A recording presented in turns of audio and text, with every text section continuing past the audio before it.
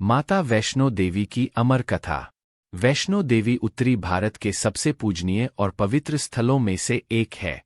यह मंदिर पहाड़ पर स्थित होने के कारण अपनी भव्यता व सुंदरता के कारण भी प्रसिद्ध है।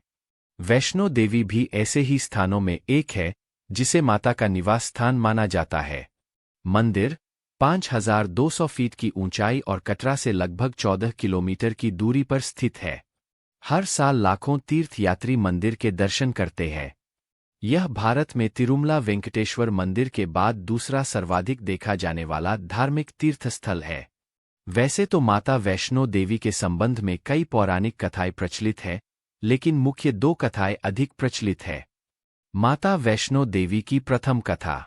मान्यतानुसार एक बार पहाड़ों वाली माता ने अपने एक परम भक्त पंडित श्रीधर की भक्ति से प्रसन्न होकर उसकी लाज बचाई और पूरे सृष्टि को अपने अस्तित्व का प्रमाण दिया। वर्तमान कटरा कस्बे से 2 किमी की दूरी पर स्थित हंसाली गांव में मां वैष्णवी के परम भक्त श्रीधर रहते थे। वह संतान होने से दुखी रहते थे। एक दिन उन्होंने नवरात्रि पूजन के लिए कुंवारी कन्याओं को बुलवाया। मां वैष्णो कन्या वेश में उन्हीं के बीच आ बैठीं। पूजन के बाद सभी कन्याएं तो चली गई, पर मां वैष्णो देवी वहीं रहीं और श्रीधर से बोलीं, सबको अपने घर भंडारे का निमंत्रण दे आओ। श्रीधर ने उस दिव्य कन्या की बात मान ली और आस पास के गांवों में भंडारे का संदेश पहुंचा दिया। वहां से लौटकर आते समय गुरु गोरखनाथ व उनके शिष्य बाबा भैरवनाथ जी के साथ उनके दूसरे शिष्यों को भी भोजन का निमंत्रण दिया। भोजन का निमंत्रण पाकर सभी गांववासी अचंभित थे कि वह कौन सी कन्या है जो इतने सारे लोगों को भोजन करवाना चाहती है। इसके बाद श्रीधर के घर में अनेक गांववासी आकर भोजन के लिए एकत्रित हुए। तब कन्या रूपी मां वैष्णो देवी ने एक विचित्र पात्र से सभी को भोजन परोसना शुरू किया। भोजन परोसते हुए जब वह कन्या भैरवनाथ के पास गई, तब उसने कहा कि मैं तो खीर पूड़ी की जगह मांस भक्षण और मदिरापान करूंगा। तब कन्या रूपी मां ने उसे समझाया कि यह ब्राह्मण के यहाँ का भोजन है, इसमें मांसाहार नहीं किया जाता। किंतु भैरवनाथ ने जान बुझकर अपनी बात पर अड़ा रहा। जब भैरवनाथ ने उस कन्या को पकड़ा चाहा, तब मां ने उसके कपट को जान लिया। मां ने वायु रूप में बदलकर त्रिकूट पर्वत की ओर उड़ चली। भैरवनाथ भी उनके पीछे गया। माना जाता है कि मां की रक्षा के लिए पवनपुत्र हनुमान भी थे। मान्यता के अनुसार उस वक्त भी हनुमान जी माता की रक्षा के लिए उनके साथ ही थे।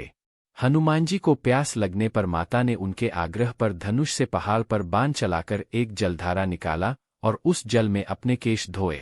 आज यह पवित्र जलधारा बाणगंगा के नाम से जानी जाती है, जिसके पवित्र जल का पान करने या इससे स्नान करने से श्रद्धालुओं की सारी थकावट और तकलीफें दूर हो जाती है। इस दौरान माता ने एक गुफा में प्रवेश कर 9 माह तक तपस्या की। भैरवनाथ भी उनके पीछे वहां तक आ गया। तब एक साधु ने भैरवनाथ से कहा कि तू जिसे एक कन्या समझ रहा है, वह आदिशक्ति जगदम्बा है, इसलिए उस महाशक्ति का पीछा छोड़ दे। भैरवनाथ साधु की बात नहीं मानी। तब माता गुफा की दूसरी ओर से मार्ग बनाकर बाहर निकल गईं।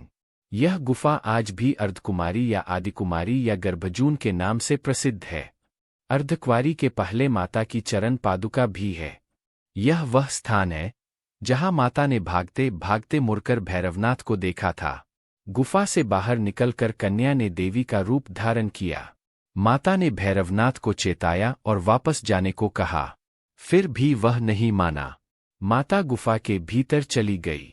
तब माता की रक्षा के लिए हनुमान जी ने गुफा के बाहर भैरव से युद्ध किया। भैरव ने फिर भी हार नहीं मानी। जब वीर हनुमान निढाल होने लगे, तब माता वैष्णवी ने महाकाली का रूप लेकर भैरवनाथ का संहार कर दिया। भैरवनाथ का सिर कटकर भवन से 8 किलोमीटर दूर त्रिकूट पर्वत की भैरव घाटी में गिरा। उस स्थान को भैरवनाथ के मंदिर के नाम से जाना जाता है। जिस स्थान पर मां वैष्णो देवी ने हठी भैरवनाथ का वध किया, वह स्थान पवित्र गुफा अथवा भवन के नाम से प्रसिद्ध है। इसी स्थान पर मां काली दाएं, मां सरस्वती मध्य और मां लक्ष्मी बाएं पिंडी के रूप में गुफा में विराजित है। इन तीनों के सम्मिलित रूप को ही मां वैष्णो देवी का रूप कहा जाता है। इन 3 भव्य पिंडियों के साथ कुछ श्रद्धालु भक्तों एवं जम्मू कश्मीर के भूतपूर्व नरेशों द्वारा स्थापित मूर्तियां एवं यंत्र इत्यादि है। कहा जाता है कि अपने वध के बाद भैरवनाथ को अपनी भूल का पश्चाताप हुआ और उसने मां से क्षमादान की भीख मांगी। माता वैष्णो देवी जानती थीं कि उन पर हमला करने के पीछे भैरव की प्रमुख मंशा मोक्ष प्राप्त करने की थी। उन्होंने न केवल भैरव को पुनर्जन्म के चक्र से मुक्ति प्रदान की, बल्कि उसे वरदान देते हुए कहा कि मेरे दर्शन तब तक पूरे नहीं माने जाएंगे जब तक कोई भक्त मेरे बाद तुम्हारे दर्शन नहीं करेगा। उसी मान्यता के अनुसार आज भी भक्त माता वैष्णो देवी के दर्शन करने के बाद 8 किलोमीटर की खड़ी चढ़ाई चढ़कर भैरवनाथ के दर्शन करने को जाते हैं। इस बीच वैष्णो देवी ने 3 पिंड, सिर सहित एक चट्टान का आकार ग्रहण किया और सदा के लिए ध्यानमग्न हो गईं। इस बीच पंडित श्रीधर अधीर हो गए।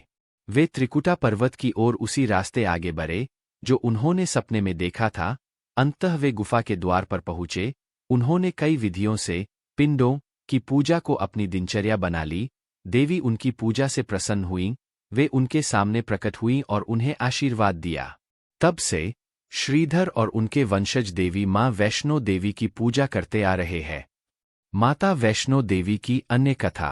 हिंदू पौराणिक मान्यताओं में जगत में धर्म की हानि होने और अधर्म की शक्तियों के बरे पर आदिशक्ति के सत, रज और तम 3 रूप महासरस्वती, महालक्ष्मी और महादुर्गा ने अपनी सामूहिक बल से धर्म की रक्षा के लिए एक कन्या प्रकट की। यह कन्या त्रेतायुग में भारत के दक्षिणी समुद्री तट रामेश्वर में पंडित रत्नाकर की पुत्री के रूप में अवतरित हुई।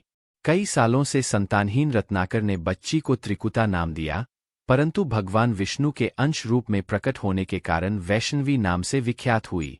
लगभग 9 वर्ष की होने पर उस कन्या को जब यह मालूम हुआ है भगवान विष्णु ने भी इस भूलोक में भगवान श्रीराम के रूप में अवतार लिया है, तब वह भगवान श्रीराम को पति मानकर उनको पाने के लिए कठोर तप करने लगी।